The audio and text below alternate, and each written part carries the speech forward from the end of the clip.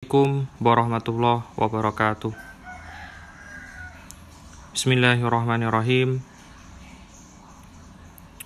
Kita akan membahas tentang al-mar'atu al-abidah al-mu'diyah li jiraniha. Ada seorang perempuan ahli ibadah, namun ia menyakiti tetangganya dengan lisannya tentunya. Ia menyakiti tetangganya. An Abi Hurairah radhiyallahu anhu, dari Abi Hurairah radhiyallahu anhu, beliau berkata, qila lin Nabi sallallahu alaihi wasallam. Pernah ditanyakan kepada Nabi Muhammad sallallahu alaihi wasallam, pertanyaannya, ya Rasulullah, wahai Rasulullah, inna fulanatan taqumul laila wa tasumun nahar. Ada seorang perempuan, ia selalu mendirikan sholat malam. Watasumun nahar, ia berpuasa siang harinya. Wataf'alu watasaddaqu watu'zi jiranaha,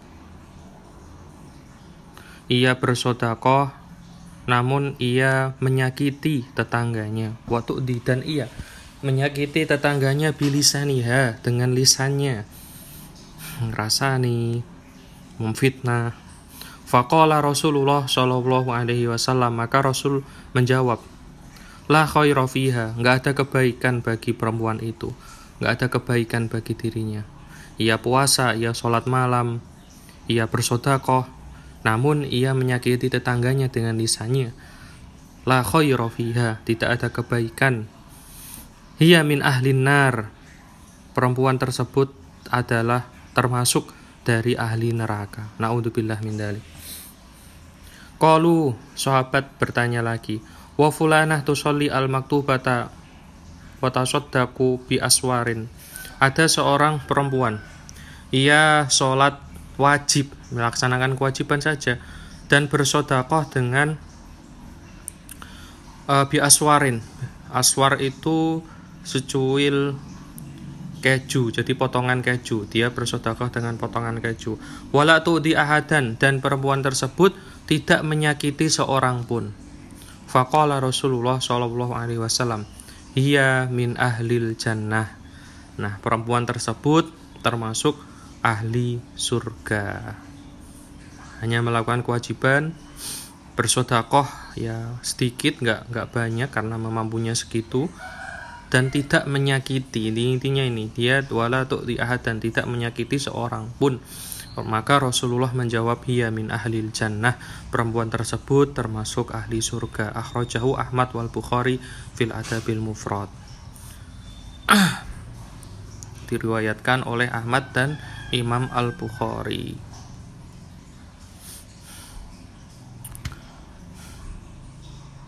Jadi dari hadis ini dapat kita pahami bahwasanya memang kebaikan sosial itu sangat utama. Tujuan dari kita beribadah adalah menjadi baik. Tujuan dari sholat adalah menghindarkan dari fahsya wal munkar, dari perbuatan keji dan perbuatan mungkar. Percuma saja, bukan percuma, maksudnya apa sih hasilnya kalau sholat, ya puasa, menahan hawa nafsu, tapi dia menyakiti tetangganya. Tuh. Seolah-olah perbuatan baiknya ini terhapus oleh perbuatan jeleknya. Na'udzubillah min dzalik. Jadi memang ada ya perempuan beribadah namun masuk neraka. Apa penyebabnya? Ya karena menyakiti tetangganya. Sosialnya tidak bagus, akhlaknya tidak baik. Maka perempuan tersebut walaupun ahli ibadah, dia termasuk min ahlin nar, dari ahli neraka. Sedangkan ada perempuan yang sholat maktubah, sedekah dengan minimal ya, dengan enggak banyak, sedekahnya pun enggak banyak, namun ia tidak menyakiti seorang pun.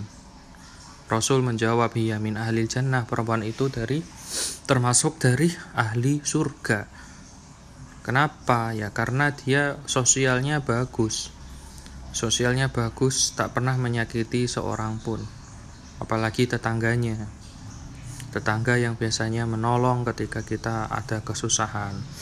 Ketika kita ada hajat, biasanya tetangga yang datang membantu kita di rumah. Malah disakiti,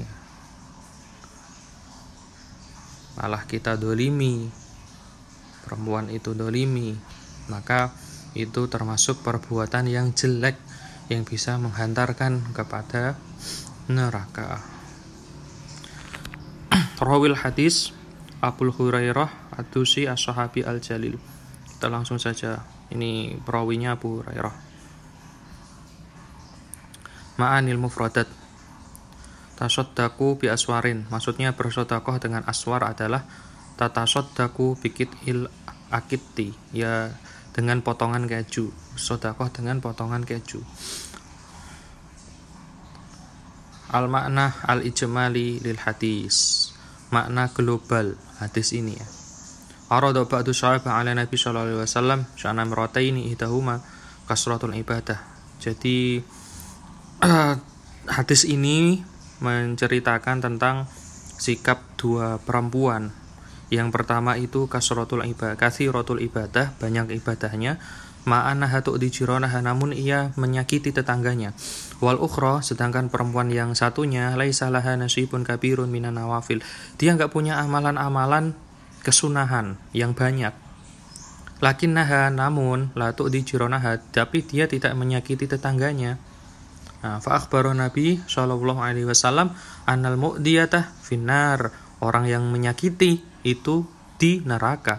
Ma'a kasrati ibadihi, walaupun beserta dengan banyak amal ibadahnya, namun ia menyakiti tetangganya, ya di neraka.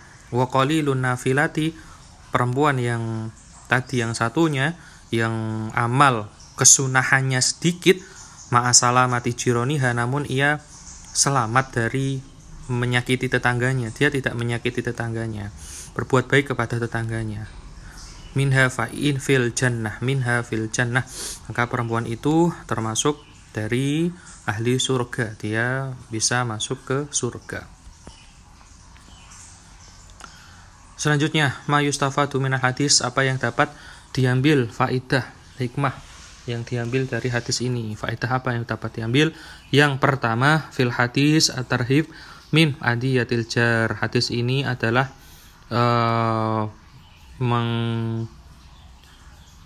mengancam, intimidasi. Jangan memberikan penjelasan, jangan sampai menyakiti tetangga. Nakut-nakuti, jangan sampai menyakiti tetangga. Fa idza kanat hadhil mar'atu istahaqat nar ma'a kasrati nawafilha li adiyati jiraniha bilisaniha fa kaifa bima yu'di jarahu.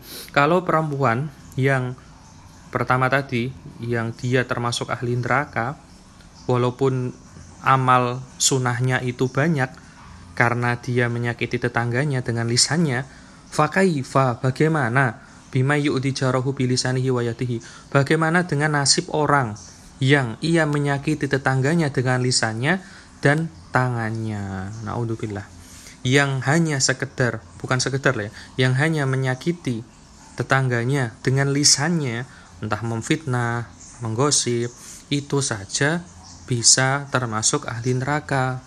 Bagaimana mungkin, bagaimana dengan orang, bagaimana dengan nasib orang yang sudah menyakiti dengan lisannya, pun ia menyakiti dengan tangannya, naudzubillah.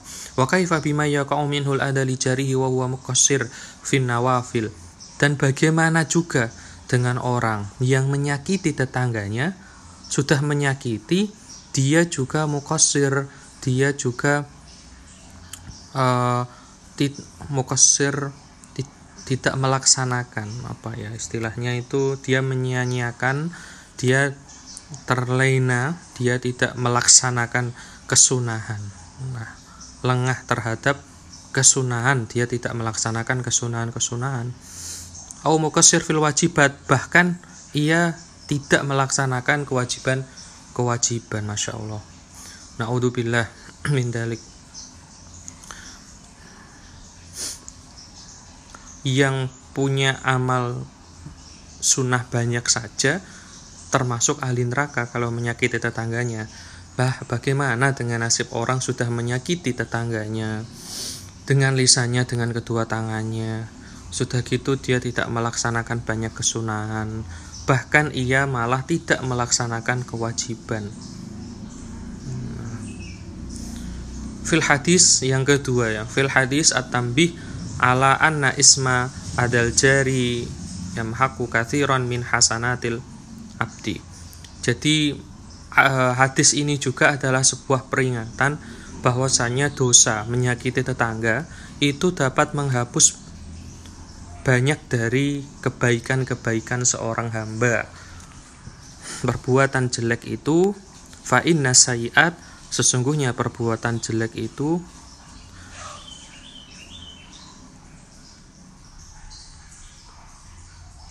tudhibul hasanat kama annal hasanat tudhibus sayyi'at. Perbuatan jelek itu dapat menghapus, dapat menghilangkan kebaikan-kebaikan, sebagaimana kebaikan-kebaikan dapat menghilangkan kejelekan-kejelekan. Percuma jadinya ya. Berbuat baik, perbuatan baiknya tadi terhapus, hilang gara-gara ia melaksanakan keburukan. Yang ketiga, fil hadis at-tambih ala ma yaf'aluhu ba'dun nasi fa innahum qad yutlimuna wa yusayyi'una wa hum yatlubuna al-ajr wa thawab. Hadis ini juga merupakan peringatan atas perbuatan yang dilakukan oleh sebagian manusia. Sesungguhnya mereka itu terkadang mendolimi, terkadang mereka berbuat dolim dan berbuat kejelekan. Namun mereka walaupun berbuat kedoliman ya, namun mereka itu mencari pahala, mencari ajr, mencari pahala wathawab. Kama yu'din nas fit tawaf ahwis sa'i amrul jimar, seperti orang yang menyakiti manusia ketika tawaf, ketika sa'i, ketika merempal jumroh. Contohnya maksudnya gini, ketika tawaf kan di Masjidil Haram, terkadang saking banyaknya manusia, saking akhirnya berdesak-desakan, dan kadang sampai menginjak-injak, ada orang yang terinjak akhirnya mati. Nah, orang yang menginjak ini sebenarnya dia kan juga beribadah di Mekah, di Ka'bah, dia beribadah di Masjidil Haram, dia memutar, dia tawaf. Niatnya sih bagus, dia ingin mencari pahala, tapi sayang tujuannya tersebut malah menyebabkan ia berbuat dolim.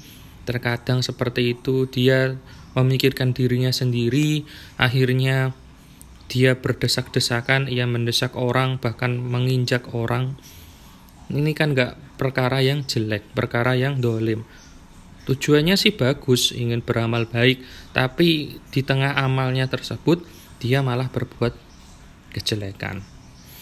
Wakada, begitu juga mayakul mala ghairihi, orang yang makan, dia memakan yakulu harta orang lain. Nah, dia makan harta orang bighairi wajhin kariba wariswah. Jadi orang yang memakan harta orang lain seperti dengan riba, atau menyogok, atau walghoshi, atau menipu, tsumma yatasaddaqu minhu lil fuqara wa yusahimu fi amalil khair. Lalu harta yang ia peroleh tadi dari riba atau dari menyogok atau dari menipu, harta tersebut disodakohkan kepada fakir. Terlihatnya sih bagus ya, berbuat baik, memberikan sodakoh kepada fakir miskin. Namun sayang, harta yang diberikan itu adalah harta riba, harta yang haram, harta dari menyogok. Wa yusahimu bihi fi amalil khair, dan ia juga turut berperan dalam berbuat kebaikan, namun sayang dia melakukan itu dengan harta yang haram. Nah, ini adalah sebuah perbuatan yang tidak baik. Seperti itu. Jadi intinya berhati-hati. Kita sikap sosial diutamakan. Karena ketika kita mendolimi orang lain, maka orang tersebut memiliki hak untuk menuntut kita nanti di akhirat. Berhati-hati. Percuma saja kalau beramal kebaikan banyak tapi mendolimi. Tapi jangan sampai disalahpahami. Ya nggak usah beramal baik lah. Percuma saja kalau kita masih maksiat. Ya nggak gitu juga. Maksudnya nggak seperti itu. Nah, sebisa mungkin kita menghindari berbagai maksiat. Kita melaksanakan kesunahan-kesunahan, melaksanakan kewajiban. Jangan sampai seperti orang yang satunya tadi sudah maksiat, menyakiti tetangga, sudah gitu dia nggak mau beramal baik, nggak mau mengamal solih, tidak beramal kesunahan-kesunahan ataupun kewajiban, mas. Na'udzubillah min dzalik. Semoga kita dihindarkan dari perbuatan jelek. Semoga bermanfaat. Assalamualaikum warahmatullahi wabarakatuh.